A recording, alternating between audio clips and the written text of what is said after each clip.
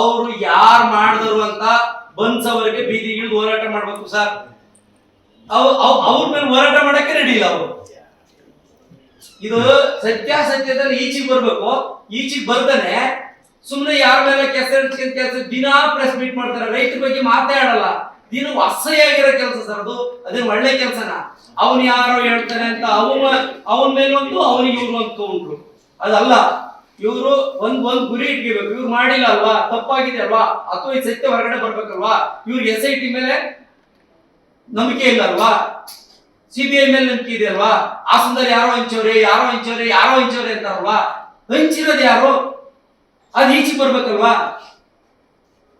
ಮಾಡ್ಲಿ ಸರ್, ಬೀದಿಗಿಳಿಲಿ, ಜಿಲ್ಲಾಧಿಕಾರಿ ಆಫೀಸ್ ಬಂದು ಕುಂತ್ಕೊಳ್ಳಿ, ಹೋರಾಟ ಮಾಡ್ಲಿ, ಎಲ್ಲ ಕಾರ್ಯಕರ್ತರನ್ನ ಕರ್ಕೊ ಬರ್ಲಿ. ನಮ್ಮ ನಾಯಕರು ಸರಿಯಾಗಿವ್ರೆ, ರೇವಣ್ಣರ ಮೇಲೆ ತಪ್ಪಾಗಿದೆ, ನಮ್ಮ ಸಂಸದರು ಅಂತವ್ರಲ್ಲ, ಅವರು ಸಂಸದರಿಗೆ ಧೈರ್ಯ ಹೇಳಿ, ನೀವು ಬರ್ರಿ, ನಿಮ್ ಜೊತೆ ನಾವಿದ್ವಿ, ನೀವು ತಪ್ಪು ಮಾಡಿದ್ರೆ ಯಾಕೆ ದೊಡ್ಡಗಿದೆ ಅಂತ ಹೇಳಿ ಕರೆಸ್ಬೇಕು ಸರ್. ಕರೆಸಿ ಮಾತಾಡ್ಬೇಕು.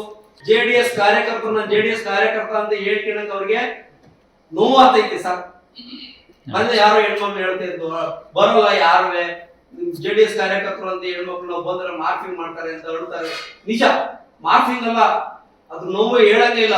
ಕುಟುಂಬದವರು ಅವ್ರ ಮನೆ ಹತ್ರಕ್ಕೆ ಅವ್ರ ಕುಟುಂಬದವ್ರು ಕರ್ಕೊಂಡು ಹೋಗ್ಯಾರ ಅಂದ್ರೆ ಅವ್ರ ಕುಟುಂಬದವ್ರನ್ನ ಬೇರೆ ರೀತಿ ಮಾಡ್ತಾವ್ರೆ ಜನ.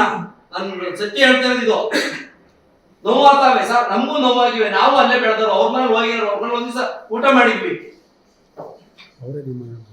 ರೇವಣ್ಣ ಕಾರ್ಯಕರ್ತವ್ರೆ ಸರ್, ಒಂದ್ ದಿನ ಒಂದು ಪ್ರತಿಭಟನೆ ಮಾಡಿಲ್ಲ ಸರ್ ಅವರು.